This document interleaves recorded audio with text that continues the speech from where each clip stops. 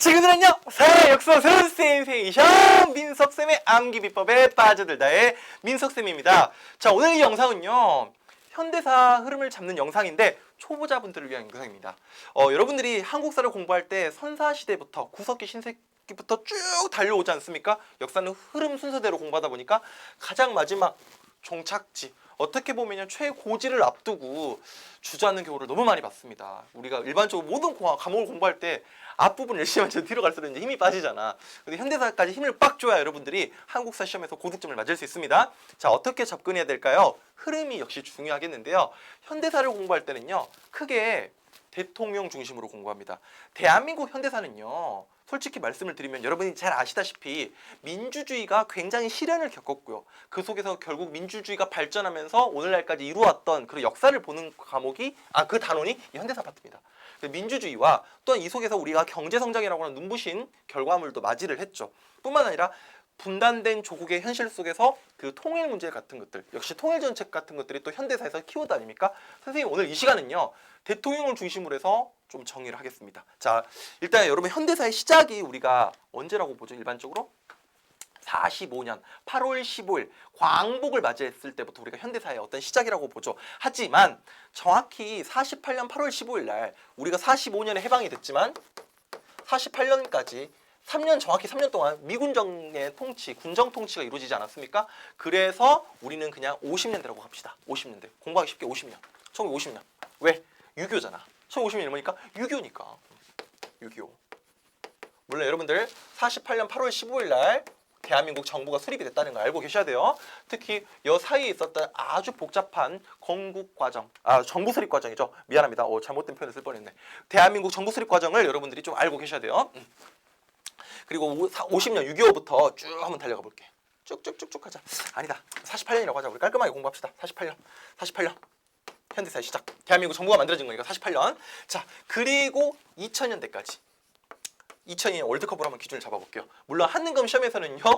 이명박 노무현 정부까지 잘 나옵니다. 자, 근데 2002년 월드컵까지 한번 잡아볼게. 우리 흔히 말하는 DJ 정권, 김대중 정부까지 딱 잡을게요. 자, 이제부터 현대사의 흐름을 한번 타봅시다. 자, 준비됐나요? 안전벨트 꽉 차고요. 타보자고요. 자, 48년 8월 15일 날 대한민국이 만들어졌죠. 자, 약 12년 동안, 몇 년 동안? 약 12년 동안 이승만 정권이 있었습니다. 이승만 정권이 3.15 부정선거를 통해서 민주주의를 역행하다가 4.19 혁명으로 날아갔죠. 이승만 자유당 정권이. 그러니까 60 빼기 48하면 얼마죠? 12야 12. 뭐라고 12? 민주주의 시비 걸지 마. 12년 정권이 우리가 여기 이승만이야. 우리 이승만. 됐죠? 이승만. 제1공화국이라고도 합니다. 자, 그리고 이승만 정권의 독재가 무너지고 나서 4.19 혁명으로 무너졌죠. 그리고 바로 민주주의 정부가 들어섰는데 그게 1년째 못 갔죠. 1년째 못 갔어요. 61년까지가. 맞죠? 정확히 61년까지가. 왜? 맞습니다. 61년에 5월 16일 날 군사정변, 5.16 군사 쿠데타로 인해서 무너졌죠. 요 사이가 바로 우리가 흔히 윤보선 대통령이 있었다라고 하는데 그 시대의 실권자가 내각의 책임자가 바로 장면 총리였기 때문에 우리나라 처음이자 마지막에 내각 책임제 정부였습니다. 이런 거 이제 자세하게 풀어드릴 거예요. 걱정하지 마세요. 내각 책임제가 뭐지? 뭐 장면 총리는 뭐고 윤보선 대통령은 뭐고 다 설명해 드릴 거예요. 걱정하지 마세요. 일단 흐름 잡는 거니까. 이때가 우리가 근데 장면 정부라고 하죠. 흔히 장면 정부. 명장면, 짜장면, 장면. 미안해요. 자, 진짜 재미없다 이거는. 자, 그 다음에 61년부터 79년까지. 언제까지? 79년까지. 79년에 10월 26일 날 남산의 부장들, 영화도 있지 않았습니까? 최근에 그 박정희 정권이 이제 종말을 구하게 되죠. 여기 이제 박정희. 박정희. 그러니까 여러분 79 빼기 16 하면 79 빼기 60이라면 얼마지? 18년이죠. 18년. 18년이잖아. 우리나라 민주주의는 흔히 이 12년과 민주주의 12 걸었다. 빼면 10이잖아. 그다음에 빼면 18이죠. 그래서 12년, 18년, 약 30년의 민주주의가 역행됐다라고도 우리가 평가를 합니다. 물론 이분들의 업적도 있습니다. 과도 있지만 공도 있어요. 선생님이 또 댓글이 무서워 진짜. 현대사는 근데 너무 민감한 부분이기 때문에 선생님이 감정이입을 좀 절제하려고 하지만 일단 팩트는 전해드릴게요. 근데 어찌됐든 간에 독재한 건 사실이잖아. 그러니까 여러분들이 그 속에서 우리가 민주주의가 발전됐다는 거 우리 한국사에서는 시험에서 중요한 주제로 언급이 되기 때문에 자 12년 18년 됐죠? 그 다음에 진짜 이 사람은 진짜 욕 많이 먹죠, 진짜. 보수분들도 비판하는 사람 아니야. 자, 79년 유신 정권이 끝났어. 박정희 정권이 끝났단 말이야. 민주주의가 오나 싶었어. 근데 그 민주주의의 봄을요, 다시 겨울로 만들어버린 사람이 누굽니까?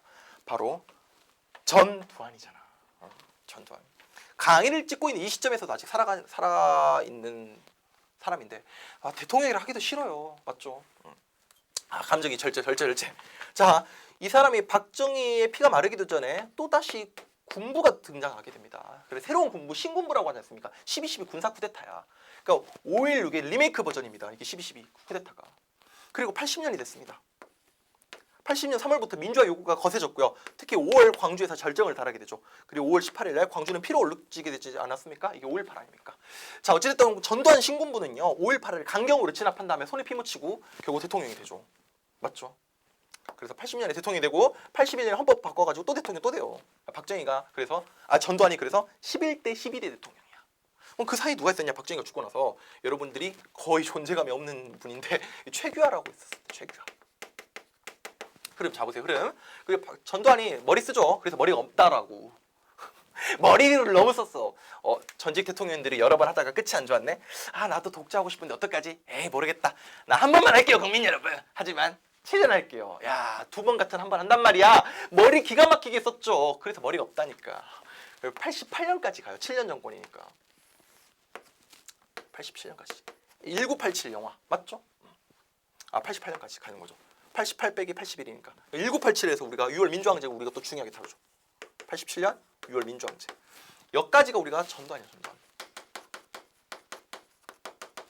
그죠? 전두환 정부 업적이라고 하면 안 되겠다. 정책은 시험에 또 많이 나오죠. 많이 나옵니다. 특히 여러분들이 여기 이제 우리가 신군부라고 하죠. 흔히 신군부. 물론 다 한 다음에 설명해 드릴게요. 그 다음에 이제 우리가 9차 개헌을 통해서 직선제가 이루어지게 되고요. 대통령을 5년 한 번 단임 딱 한다라고 하는 9차 개헌이 현행까지 유지가 되면서 그 다음에 노태우, 김영삼, 김대중 이렇게 가는 거란 말이야. 이해되죠? 노태우, 김영삼 YS, DJ까지 이렇게 가죠. 그 다음에 이제 여러분들이 잘 아는 이명박, 그 다음에 박근혜 이렇게 간단 말이야. 그 다음에 현재 문재인까지 이렇게 오는 거죠 지금. 그죠? 이게 현대사야. 큰 흐름인데, 자, 선생님이 여기서 정말 중요한 것만 언급해드리고 공시생분들을 위해서 정말 중요한 부분, 물론 학능검 심한 내용도 마찬가지입니다. 시험의 출제 포인트. 자, 갑니다. 갈게요. 지금 잘 들으세요. 여기 앞에를 잘 물어봐요. 뭐가 나올까요? 718청산 물어봅니다. 농지격법 물어봐요. 귀속재산처리법 물어볼 수 있습니다. 맞죠? 그게 이제 중요한 파트고요. 특히 가장 중요한 게 대한민국 정부 수립 과정이죠. 모스크바 3국 외상회의부터 시작해가지고 좌우 합작, 남북 협상 정말 미치도록 물어보지 않습니까? 출제 포인트. 맞죠? 그 다음에 50년 6월 25일 한국전쟁 스토리가 또 시험에 너무 잘 나오고, 이거 선생님 영상 올려드렸습니다. 집에서 찍은 영상인데 있어. 자, 그리고 박정희 정권 18년 정권이었다 보니까 잘라 먹어야 됩니다. 박정희 정권을 크게 A 파트, B 파트, C 파트로 나눌 수 있어. 이 A 파트가 박정희 군정이야. 박정희가 5.16 군사 쿠데타 일으키고 바로 대통령 된 게 아니거든. 군정 시기가 있고요. B 파트, I 파트, 군정 시기 쓸게요. 군정 시기. 그다음 B 파트가 바로 제 몇 공화국? 3공화국이라고 하죠. 흔히 3공화국. 그다음에 C 파트가 제4공화국이라고 하는 유신 정권이죠. 유신 정권. 그러니까 B와 C를 구분하는 게 시험에 잘 나옵니다. A랑 같이 전부 다 잘 나와요. 알았죠? 중앙정보부가 만들어졌다. 이때는 일본과 수교하고 베트남 파병했고 막 이런 얘기 나와야겠고요. 유신헌법과 유신에 대한 저항이 나오죠. 시험에. 맞죠? 큰 흐름 잡는 거야 지금. 흐름. 그리고 우리가 이 3공화국 앞에가 2공화국, 여기 이승만 1공화국이란 말이야. 그리고 여기가 이제 최규하 정권 5.18 물어볼 거고요. 그 다음에 전두환 정권이 그래서 제 몇 공화국이야? 1, 2, 3, 4, 5공화국이죠. 5공화국. 선생님 중학교 때 5공화국 드라마 진짜 재밌게 봤었는데 5공화국 있고요. 근데 현행이 이제 6공화국이 되는 거죠. 이런 식으로. 됐습니까? 그리고 진짜 마지막 숫자 4, 숫자 5, 그다음 숫자 6. 이 4, 5, 6은요 순서대로 갑니다. 4, 5, 6. 대한민국 민주주의 발전에 있어서 굉장히 중요한 굵직한 사건이기 때문에 요거 세 개는요 한국사 시험에서 맨날 번갈아 가면서 냅니다. 여기가 이제 현대사의 정치학, 그 다음에 경제 통일 정책을 여기다가 이제 끼워서 넣으면요 조금 더 현대사를 두텁게 공부할 수 있는 거죠. 큰 줄기를 잡고요. 그 다음에 여러분들이 그 속에 있는 내용들을 하나하나 쏙 들어가는 겁니다. 줄기부터 보세요. 이파리부터 보면 망해요. 한국사는. 알겠죠? 자, 여기까지 하고 현대사 마무리하겠습니다.